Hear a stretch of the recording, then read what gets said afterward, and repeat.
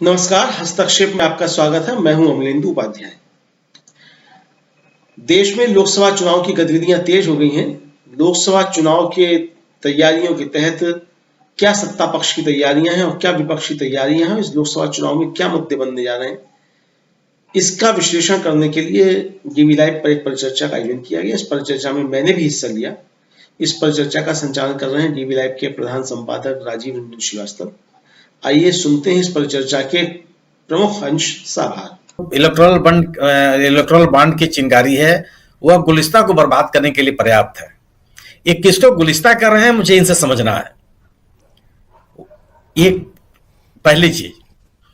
दूसरी चीज कि इलेक्शन कमीशन में आप सभी लोगों का यह कहना है कि कोई भी कमेटी हो, वह 5 जो नाम छांट के सरकार लाएगी या 10 नाम लेके आएगी, आपको उसी में से चुनना है। ऐसा नहीं है। आप उन 5 नामों को, 10 नामों को समिति रिजेक्ट कर सकती है, जो समिति सर्वोच्च न्यायालय ने गठित करने की बात कही थी। किसी समिति के पास ये नहीं है कि आप बाध्य उसी लिस्ट में लेने के लिए। समिति और सजेस्ट कर सकती है। और दूसरी चीज ये कि अगर चीफ जस्टिस उसमें होते, जिसकी बात मुख्य न्यायाधीश ने कही है जी, कि चीफ जस्टिस, विपक्ष का नेता या सबसे बड़ी पार्टी का नेता और प्रधानमंत्री। अगर चीफ जस्टिस और विपक्ष के नेता किसी नाम पर सहमत नहीं है तो नाम कैसे चुन लिया जाएगा? वो कैसे उसका सिलेक्शन हो सकता है? एक ऐसी पारदर्शी व्यवस्था करने की कोशिश की थी सीजीआई ने, जिसमें ऐसे लोगों का चयन हो जिनके ऊपर कम से कम सरकार का नियंत्रण कम से कम हो या न हो। आज तो ही है।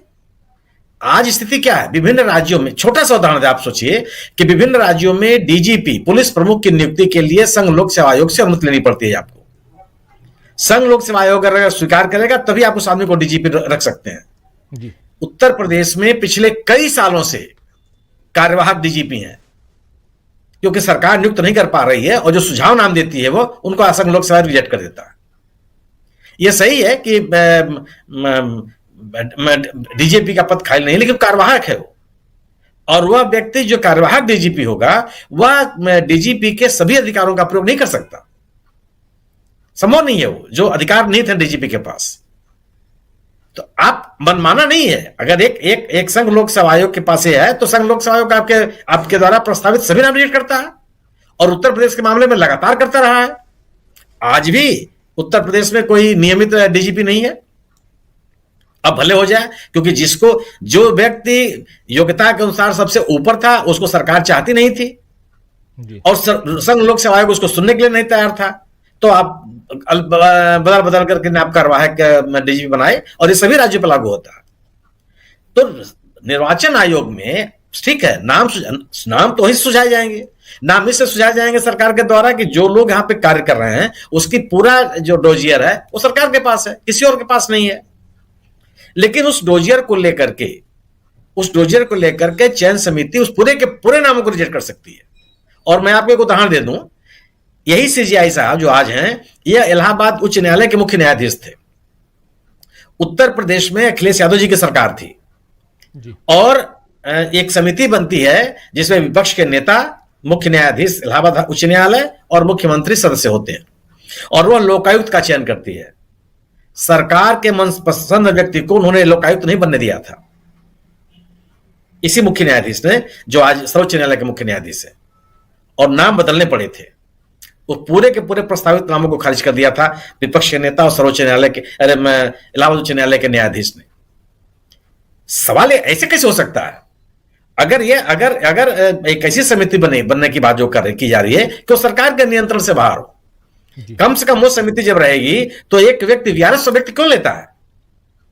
वीआरएस नई नौकरी करने के लिए थोड़े है, तत्काल आप करने के। आज आप वीआरएस लेते हैं, कल आप निर्वाचन आयुक्त बन जाते हैं। इस तरह की स्थितियां नहीं पैदा हो सकती, संभव ही नहीं है।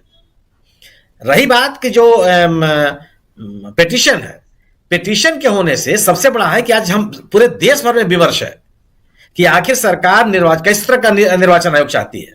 एक प्रतिबद्ध निर्वाचन आयोग, एक ऐसा निर्वाचन आयोग जो इस देश में पारदर्शी, निष्पक्ष और ईमानदारी से चुनाव को सुनिश्चित करे।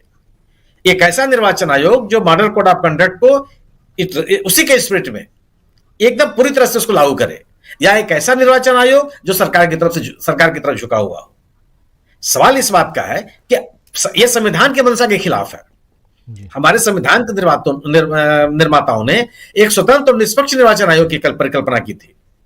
सर्वोच्च न्यायालय का आदेश उसी तरह बढ़ता हुआ एक कदम था। सरकार ने उसको पूरी तरह से पलट दिया। तो सरकार की मंशा एक प्रतिबद्ध निर्वाचन आयोग की है, और यह कम से कम इस पिटीशन पर मेरा भी यह मानना है कि जो संसद के द्वारा जो बनाया गया कानून है, जब तक वह कानून नहीं अवैध घोषित किया जाता, सरकार को आप उस कानून के तहत आयुक्तों के चयन से रोक नहीं सकते। मेरी अपनी एक सामान्य समझ है। लेकिन सर्वोच्च न्यायालय है, सर्वोच्च न्यायालय का कुछ भी निर्णय हो सकता है। और ऐसा नहीं है कि अगर ये शुक्रवार को इसको सूचीबद्ध किया गया है सुनवाई के लिए, और कल अगर निर्वाचन आयुक्त का चयन कर लेता है, तो सर्वोच्च न्यायालय मौन रह सकता है, खारिज कर सकता है। वो उसके विवेक के ऊपर निर्भर करता है। ऐसा नहीं कि सरकार ने निर्णय ले लिया फिर उनके हाथ पैर बंध गए कि साहब आप जाइए, हम तो आपकी पिटीशन सुनने के लिए कोई मतलब ही नहीं रह गया। और इस कानून को चुनौती सर्वोच्च न्यायालय में पहले से दी जा चुकी है। वह पिटीशन पहले से लंबित है कि यह जो कानून बनाया गया है वह कानून कितना संवैधानिक है, कितना मूल भावना के अनुरूप है, और कितना वो कानून सम्मत है। वो विचाराधीन है अभी। अब आप बात कीजिए इसकी जो ये उम्मीदवारों की सूची बीजेपी की तरफ से आई है। यह पार्टी कितने विवश है कि जो जीवन भर कभी चुनाव नहीं लड़ा, पीयूष गोयल को मैदान में उतारा है महाराष्ट्र में। कभी चुनाव नहीं लड़े हैं, हमेशा राज्यसभा के सदस्य रहे, उनको चुनाव में पार्टी को उतारना पड़ा। आज भी ये स्थिति क्या है कि आज चिराग पासवान ने अपने एक्स पे लिखा है कि सीट के बंटवारे को लेकर के सहमति बन गई, और एक उम्मीदवार घोषित नहीं कर पाई बिहार में बीजेपी। इनकी 2 लिस्टें आ गई, और आप अपने आप को यह कोशिश कर रहे थे कि जितने लोग हैं वहां पे, और आपने इंडिया दल समूह को या महागठबंधन को आपने बिहार में कमजोर कर दिया। एक नाम नहीं दिया। इस दूसरी लिस्ट में भी किसी का नाम नहीं है। महाराष्ट्र में आप देखिए कि जितने लोग, जो परिवर्तन की बात कही जा रही थी, परिवारवाद की बात कही जा रही थी, कहां किया आपने? अर्जुन मुंडा वहां उसमें है कि नहीं है? किसको बदल दिया आपने? अरे पंकजा मुंडा। सवाल इस बात का है कि यह लिस्ट भी बताती है कि भारतीय जनता पार्टी महाराष्ट्र में, बिहार में, झारखंड में अपनी दबाव की स्थिति में है।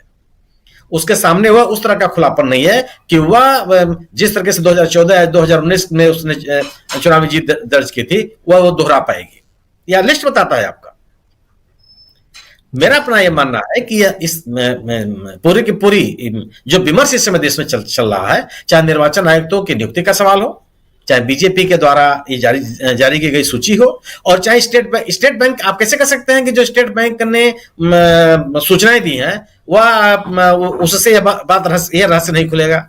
सवाल यह है कि किसने लिया, कौन सा बांड किसने लिया। इस पर बहस हो सकती है कि मुकेश ने जो बांड खरीदा था वह बांड किसने कैश कराई, यह बात आपको पता नहीं चलेगी। लेकिन कितना किस पार्टी ने चंदा लिया यह तो पता चलेगा ही चलेगा। और आप देखिएगा जिस दिन यह बात आएगी, सवाल इस बात का है कि अगर किसी एक कंपनी ने, मुकेश की कंपनी ने बांड लिया 10 करोड़ रुपए का, बांड लेने के बाद मुकेश की कंपनी को 100 करोड़ रुपए का व्यापार मिल गया, तो किसको बांड दिया इन्होंने? या क्या रहस्य रह जाएगा क्या अभी?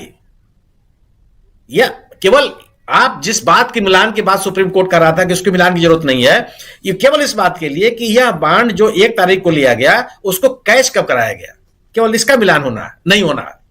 इसके लिए सर्वोच्च न्यायालय ने कहा कि कौन कह रहा है आपसे मिलान कराने के लिए? आपको यह देना है कि कितने बांड खरीदे गए, और आपको यह बताना है कि किस पार्टी को कितने रुपए मिले। जानना यही है सबको। हमको यह जानना है कि मुकेश सिंह के कंपनी ने कितने का बांड खरीदा था, और उस बांड को खरीदने के बाद कितने अरब रुपए का इनको व्यापार मिला है। आशा है ये वीडियो आपको पसंद आया होगा। इसको ज़्यादा से ज़्यादा शेयर करें, लाइक करें, सब्सक्राइब करें चैनल को, फेसबुक पेज को फॉलो करें, और ज़्यादा से ज़्यादा इसको सब्सक्राइब करें।